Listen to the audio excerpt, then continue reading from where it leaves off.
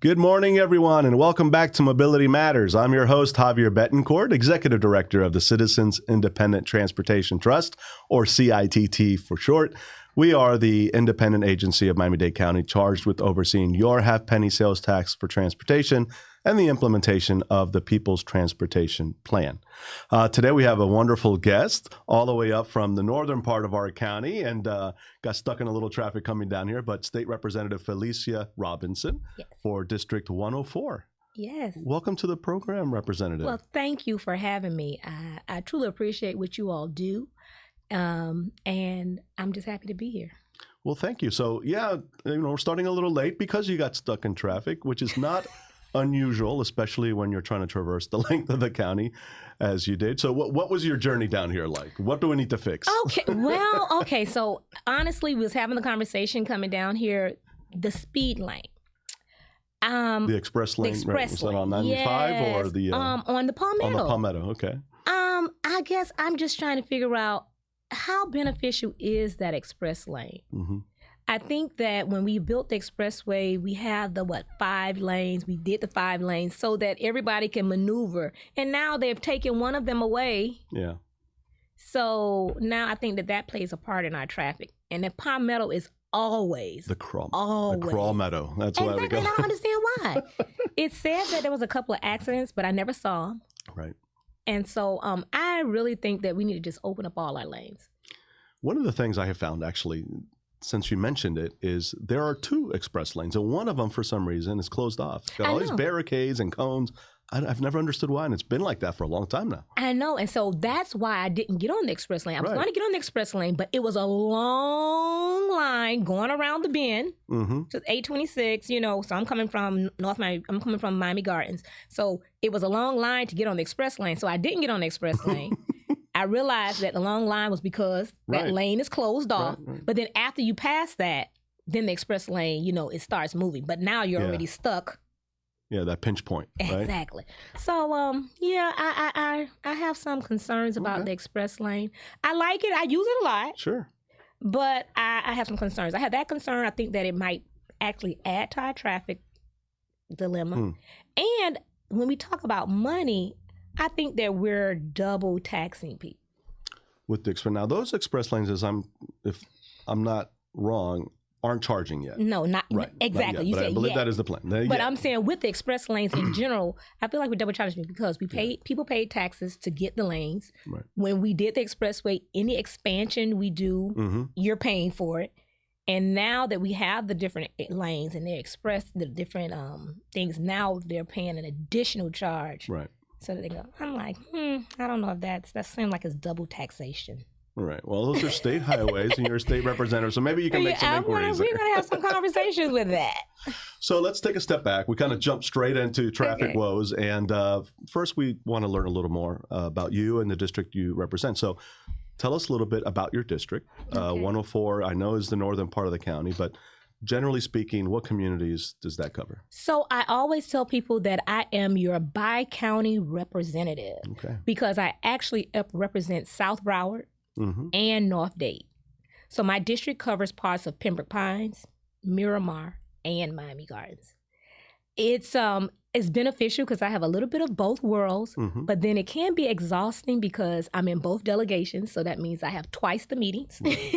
And I am a representative that try to be accessible, so it spreads me a little thin sometimes. But it's a very lovely district. I have a definitely mixed community. Each community is very unique, and I love it. It's where I grew up. I grew up in Miami Gardens, so in North Dade, and I still live there. However, if you recall, for old timers that's in our area, we know that because you sit so close to the county line, a lot of times I did my shopping and everything in Broward, in South Broward, in the Miramar area or Pembroke Pines area. And so when we talk about transportation, which when we get to that part, is very concerning because I always think about how do people maneuver, from say, South Broward to North Dade, being that we're so close in county. I'm an educator, so I've been with Dade County Public Schools almost 30 years. In November, I'll have 30 years. Congrats. And I think about my young students when they graduate. Some of them go away to college, but some of them don't. Some of them don't have transportation. They get a job. So I have a student that, say, may live in Miramar that gets a job on South Beach, their first, like real job, and don't have a car. How do they get there? Yeah. And I know now we're the day of Uber, and you do have bus transportation, but how do we make that a little bit more accessible for our constituents is one of my concerns. Yeah, we always say that people who are taking transit or trying to get from point A to point B, even in a car, they don't care about jurisdictional boundaries. They don't care about the difference between Miami-Dade County and Broward and city. They just want to get to where they're going, as easily and quickly as possible. It's really only officials and people such as myself, in county government, that think along jurisdictional lines. But really, we have to blur those lines, really get rid of them, put ourselves in the position of the traveler, of the transit user, the rider, and really try to make things as seamless as possible, right? I totally agree. So getting back to my district, I would say that that's something that's important. I actually remember when I first ran for state office, because my first spill in elected position was in Miami Gardens. Right. I literally sat on the second council of the city. I did an 8-year term there. Wow. And transportation was very important to us because we're on that North corridor, and everyone is always, they remember we have been fighting to get the Metro Rail for decades. For decades. I think, for probably half of my life. But and we still don't have it. However, I will say, especially when we're talking about the CITT, we were able to get some of those dollars, and we do have the city buses that the trolley system, whatever, which has been very beneficial. So, we're doing what we can on our end. However, I really don't think that it should take as long as it takes. And I know that the state definitely has a part in it for us to make the type of transportation moves that we need to have, for the people. So I'm hoping that we'll get it right. That's one of the things that motivated me to come to Tallahassee. Okay. Was to actually, not just transit, but transit was one of my topics, but to kind of make sure that at the state level, they understand local government, make that connection. Getting there, I understand, they understand it. They still don't necessarily want to play right, but I do my best to, merge us together and to make a true impact, because things like transportation, like you said, a lot of the streets and a lot of things come from the state, but who does it affect most? Right. Our local government. And listen, we're the most dense, most populated part of the state. And so we're kind of a bit of a unicorn, right, statewide. Do people in Tallahassee understand how different we are? And for instance, why transit is so much more important here than other parts of the state? Because I would imagine that in other parts of the state, it's still the car's king. Exactly. And what is this transit nonsense, right?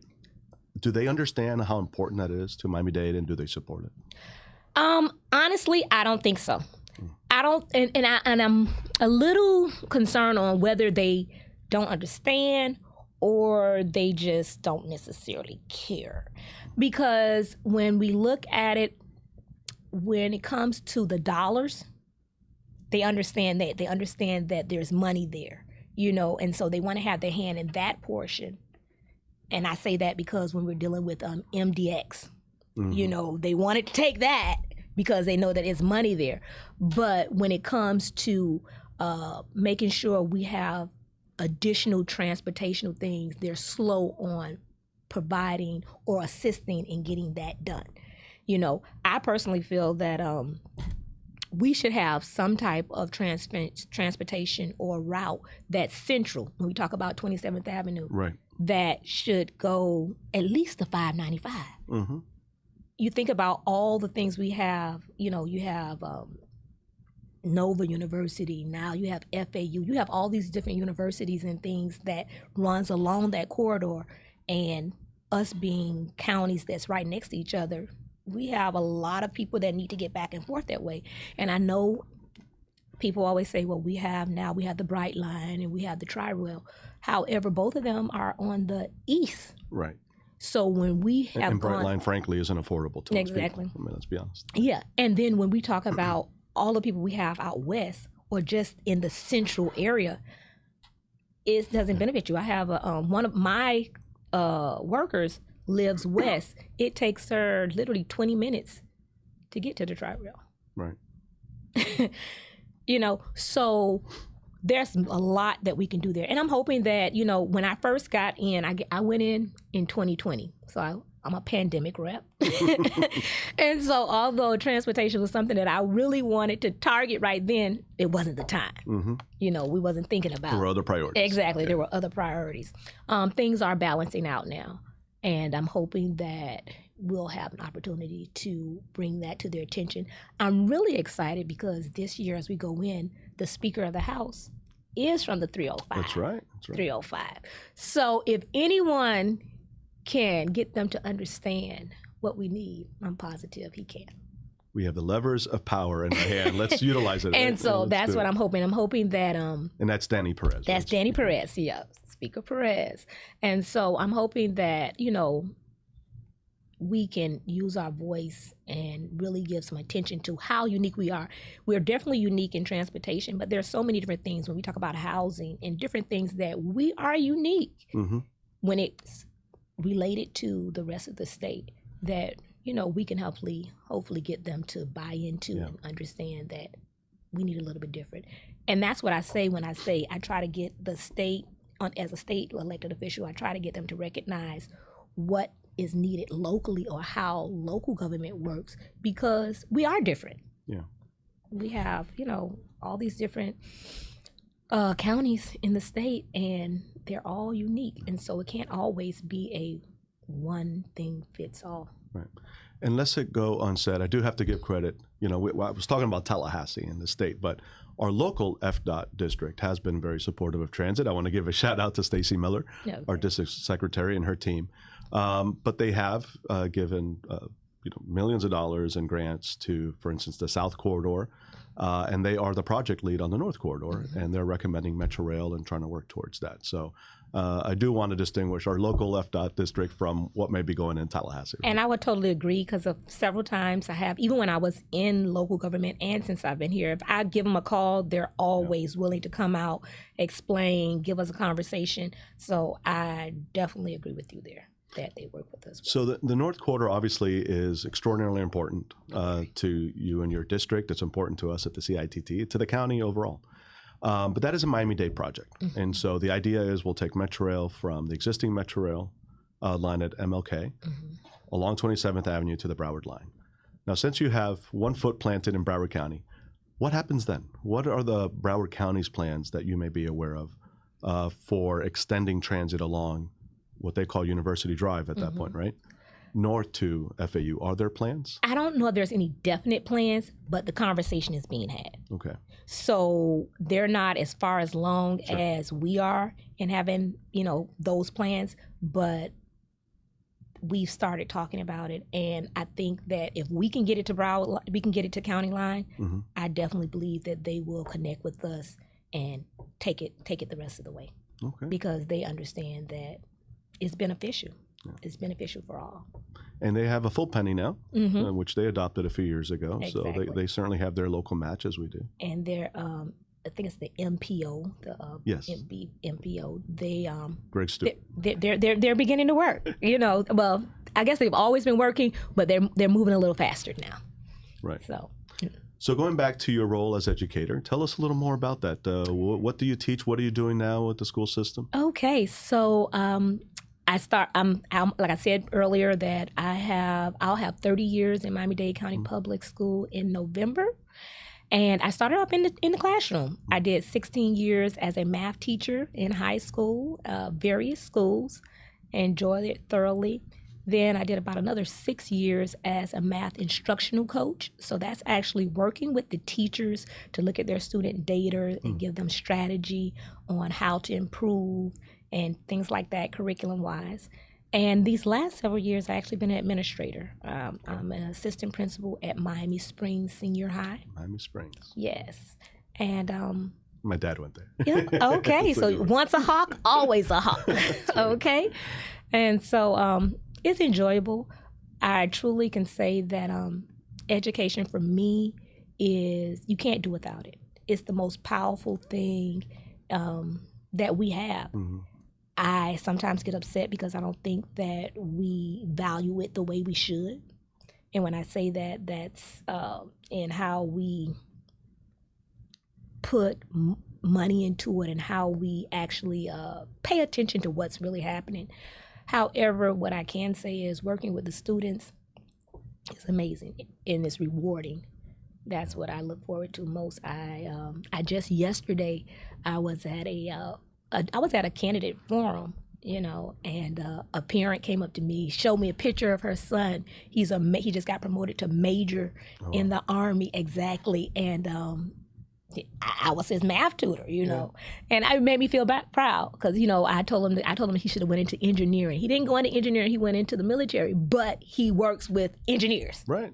You know, so Army Corps of Engineers, exactly, the best engineers on the planet, exactly. Right? So just having that feel of having a part in what people's future are.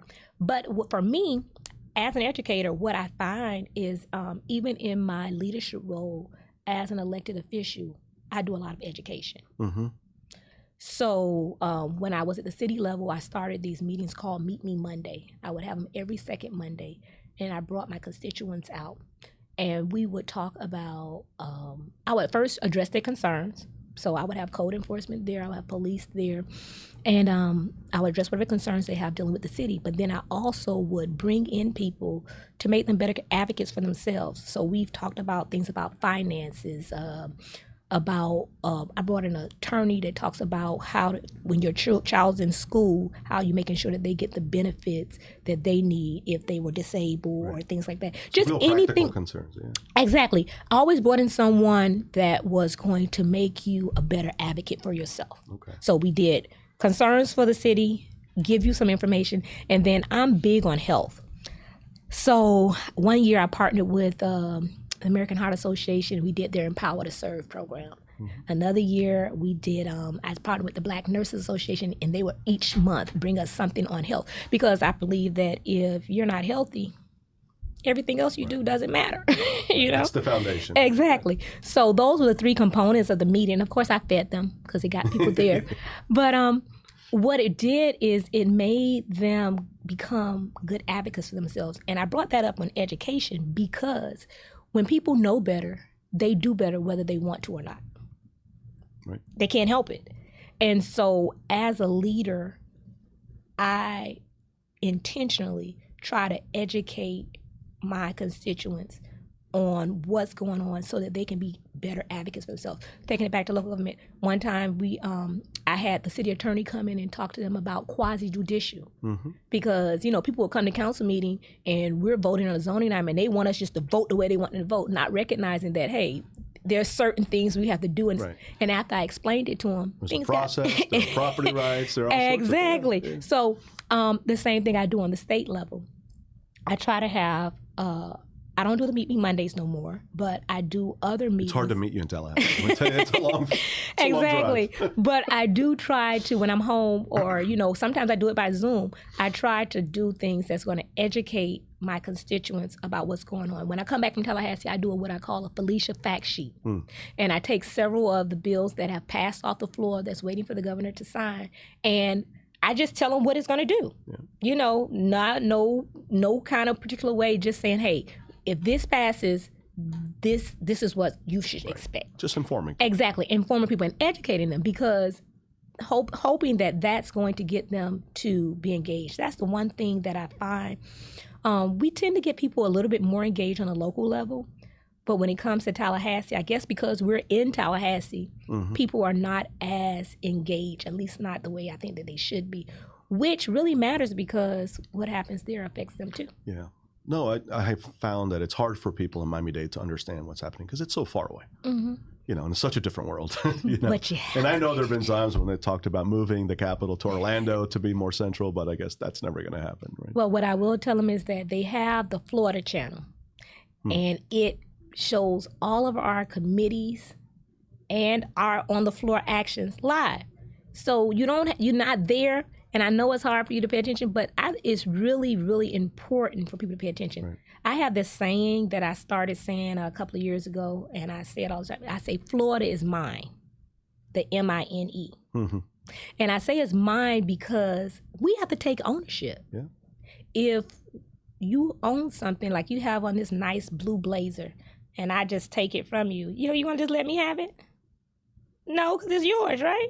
I might let you. You might let me. But I can be persuasive, and it kind of matches my outfit. I understand. But in general, well, what kind of car you drive? Huh? What kind of car you drive? GMC Sierra. Okay, so you gonna let me have that? No. You're taking my GMC. And so what I'm saying is, it's yours. You take ownership of it. So you want to protect it. You probably get it washed, and want the tires looking good. All those things. So we have to start thinking about Florida in that instance. Right. It's ours. We own it. When you own something, you have to be engaged in the process. Mm-hmm. You have to be willing to protect it. You have to be willing to fight for it sometimes. You got to be willing to do all these things. And if you don't, then you're giving it to someone else. Yeah. If you leave your keys in your car and leave the door open, and you come in here, you done told the person that was walking by, hey, you can have this. And so when they take it, so. That's a great perspective. Exactly. And so I do that a lot. And I do that by trying to just educate people about what's going on. Because like I said, when people know better, they're going to do better. Right. Knowledge is power, right? Knowledge is power. I speak in terms of like bumper sticker sayings, by the way. I don't know if you've noticed that about me. Yeah, but knowledge is power. So let's get back to Tallahassee for a second. Mm-hmm. So what are some of the things that you've been advocating for, some of the bills that you're trying to push? Like what is your focus up there right now? Okay, so like my number one focus... We're not getting into politics. We don't do No, we're not getting into politics. This is policy. And most of my policy is beneficial for people. Mm-hmm. And that's the way I think it should be. I don't care whether you are anything. You don't have to be a part of a party. It's going to benefit people. So my number one priority, believe it or not, has been a local issue.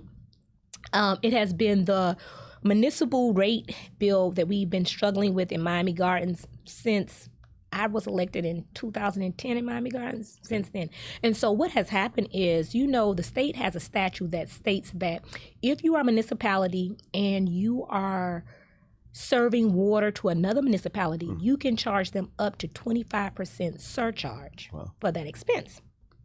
Well, we're in a very unique situation because Miami Gardens, we were incorporated in 2003. Right. The water plant that sits in our city, on our land, in our grounds, is owned by North Miami Beach. Interesting. Very, right? I didn't know that. Well, and the reason is that was because we were unincorporated Dade. Right. So I did a whole lot of research on this. And back in the day, all of your utility companies were private. They were literally private. And when the private companies went out, they sold, like Opelika has a water plant. It was sold to Opelika. North Miami Beach bought the one that was in Miami Gardens because we were unincorporated. And Dade County bought a lot of the other ones. Okay? And so City of Miami Gardens is actually water is serviced by those three cities, North Miami Beach, Miami-Dade County, and Opelika. However, the North Miami Beach plant actually sits in our city. Now, Miami-Dade County nor Opelika charges us that 25% surcharge, but North Miami Beach does. And the problem with that is that, let's be realistic. The statute says that you can charge up to a 25% surcharge, but that was mainly because they thought that you were going to have to run pipes and get the water to these other cities. Put the infrastructure in place. Sure. But that's not the case because the water, the aquifer, and everything sits in our city.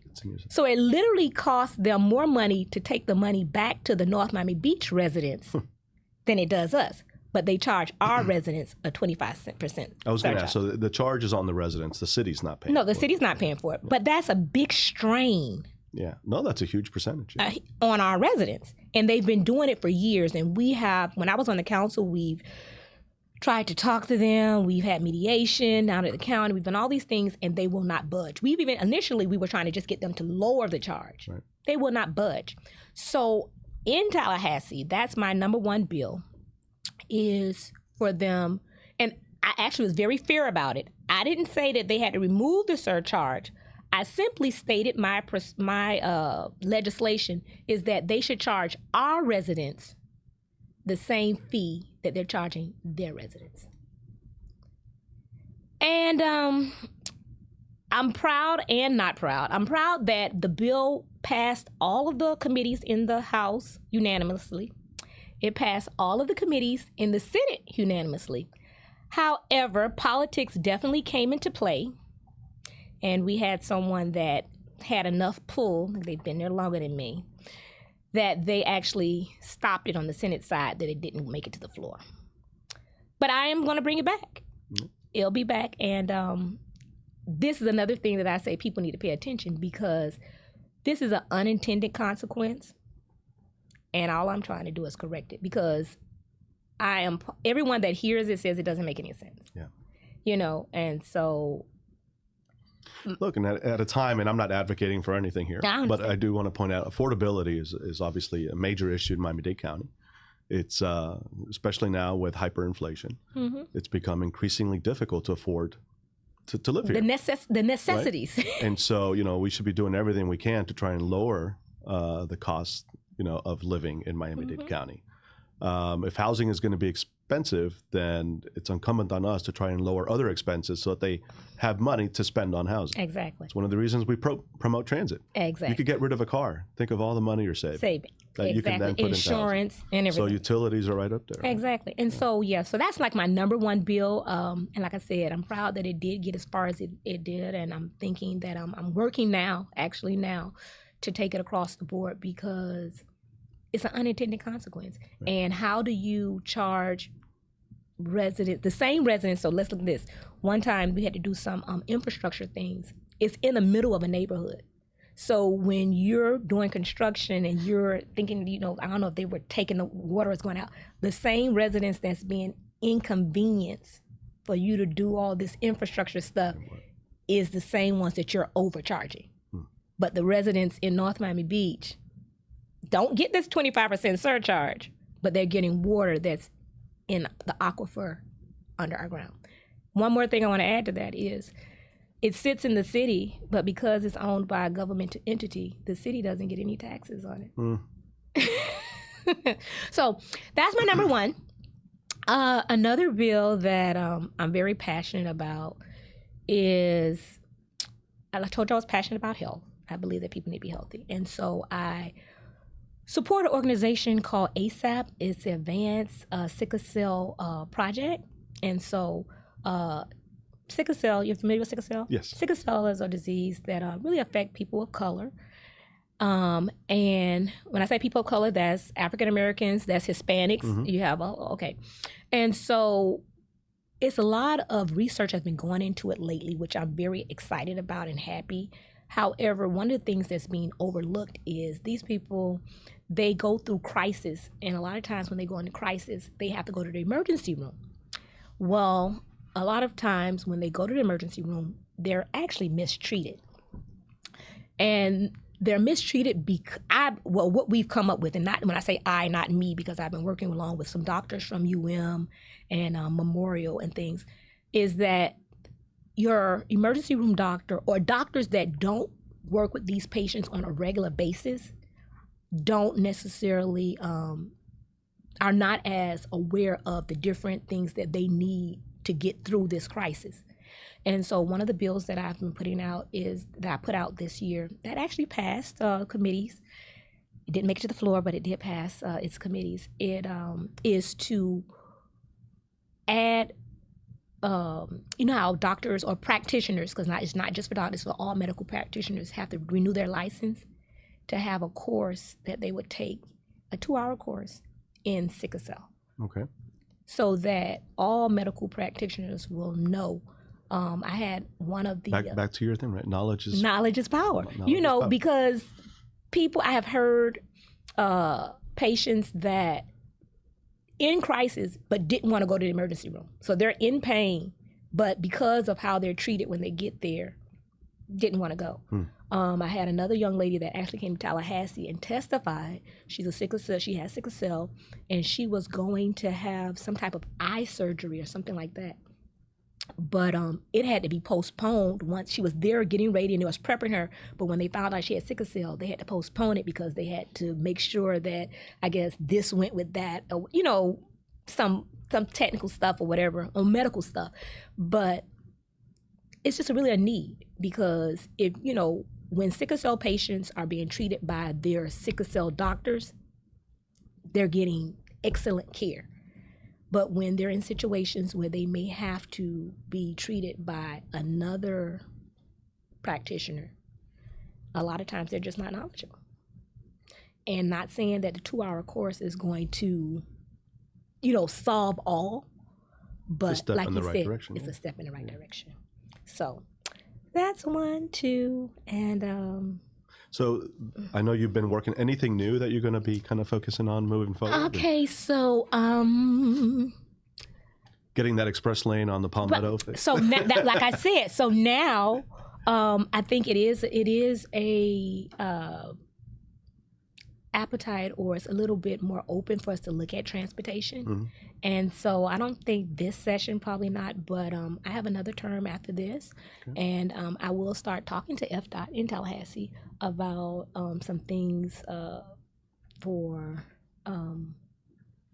transportation. 2 things I do want that to go all the way up to 595 is something I would like to see personally.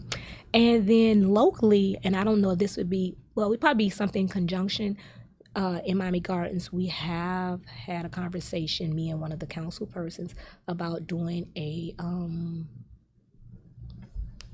bridge over 27th Avenue, right there on 199. Okay. We don't know if it's feasible, but we're looking at it, because all that traffic at the stadium, people walking across. You talking about pedestrian bridge, or like pedestrian? Cars? Okay. Pedestrian. Yes. Yeah. Mm-hmm. So, Is the stadium in your district? Yes. Oh, okay, that's exciting. Become a year-round destination, right? Yes, it is, and I'm very proud of that. A lot of impacts that come along with that. A lot of impacts, and very proud of what the stadium has done. I mean, I literally, I've seen the stadium all my life. Yeah. I mean, well, I got to see it be built, when I went back, Joe Robbie. Yeah. I still call it Joe Robbie. So I have seen it grow, and it's amazing. Yeah. It's amazing. But the key is, how does the community benefit from its presence there, right? And so leveraging that amazing asset. Exactly. So that it benefits the community. And I think we haven't always benefited, but I would say that as we continue to grow as a community, they're growing with us. Yeah. Right now, I believe we have a really, really good partnership with the stadium, and they're definitely a good ally. Great. Now we just need the Dolphins to win a few more games and get us into the Super Bowl. We'll all be happy. I'm not really a sports person, but I do support the Dolphins. Yeah, of course. I actually I support them all day. You got it. Yeah. And when you talk about the stadium is one of the people that is on that North Miami Beach water. Okay. Yeah. So I'm sure they use a lot of water too. Yeah, exactly. So, I try to put everybody in on the conversation and make everybody aware that, look, do y'all realize this is what's happening? Right. So listen, we are running out of time, but I know that you're involved with some organizations, and just want to give you an opportunity to speak about a couple of those and give them a shout out. Okay, well, most happily. So the first one I'm going to talk about is Nobel Women. I don't know how many people are familiar with it, but Nobel Women is the National Organization of Black Elected Legislative Women. We are Black women that are in the House or Assembly or Senate across the United States. The exact number, I think we have about 343 of us, something like that at this time. And we come together to have one voice. one voice because we believe that it's power in unity. Absolutely. And so we are actually be having our annual legislative conference this year in August. And we talk about different resolutions and things that we can actually speak about that's going to affect people across the United States. And when we take them back to our individual states and we advocate for them, we fight for them in the forms of, we usually do resolutions at our conference, we talk about it, and then we go back to our states and try to come up with legislation that make it better. So I'm very proud of the work that we do there. I'm also a part of Center for Family and Child Enrichment. That is a local organization here that we do child welfare. So we have a big component of in the child welfare system. We have a community health center and behavioral health. I would say out of all the organizations that I am a part of, it's like my favorite one because it touches on everything. Personally, my mom was a foster parent. After I went away to college, she decided she wanted more kids in the house, and she became a foster parent for a while. However, she ended up not staying a foster parent for long, but she adopted my 3 younger siblings. My 3 younger brothers and sisters were adopted out of foster care. And it's such a need for people to get involved. And so I'm very passionate about that. And then we have the community health center. What makes that so amazing is because, like I said earlier, if you're not healthy, then nothing else really matters. And having a community health center is very beneficial. It allows those that do not have insurance, that may not have money, to actually seek health care, which is important, which is needed. And so if you're not— It all starts with your health. We've said that. It all starts with your health. And if you're not familiar with how community health centers work, it's on a scale. So they have to see you regardless. It's almost like, Jackson Hospital. So they see you. And then if you have insurance, they use the insurance. If you don't have insurance, then you're on a pay scale based upon how much you can afford. And so I encourage people to don't stay home. I'm a big person that support breast cancer, survivors and research. And too many times I've had women, and I've actually met a couple of men that have had breast cancer, that they didn't check on it early enough. And it makes all the difference. Exactly. It makes a huge difference. Sure. So I always encourage people to use the things that's afforded to you that you can use. We have several community health centers in Miami-Dade County. Center for Family and Child Enrichment is just one. But if you need health care, please go out and do that. And the last part of that organization is behavioral health. Yeah. And we know that if the pandemic didn't do anything else, it told us a lot about mental health and, taking care of yourself mentally. It's still a taboo in this country, right? I mean, and less so as time goes on, but it's extraordinarily important. How do we change that? Yeah. We have conversations about it. And so that's why we bring it up. That's why we try to educate. And that's why we make it accessible. That's it. Knowledge is power. There you go. When you know better. So I'm going to get you a bumper sticker. You do better. Well, I want mine to say, when you know better, you do better. Okay. We'll get you 2 bumper stickers. Okay. Well, listen, and by the way, what's the best sorority in the country? Delta Sigma Theta Incorporated. All right. Fighting words for some of you out there, but I had to give you that opportunity. Thank you. Representative, thank you so much for being my guest, and thank you for everything that you do, both as an elected official, as an educator, and your philanthropy and all your other efforts. Thank you. Thank you. I appreciate it. Okay. And thank you all for watching. Once again, you can find us here out of Community Newspaper Studios in South Miami every other Thursday from 9 to 10 a.m. And we do want to thank our partners here at Community Newspapers for hosting and producing this program.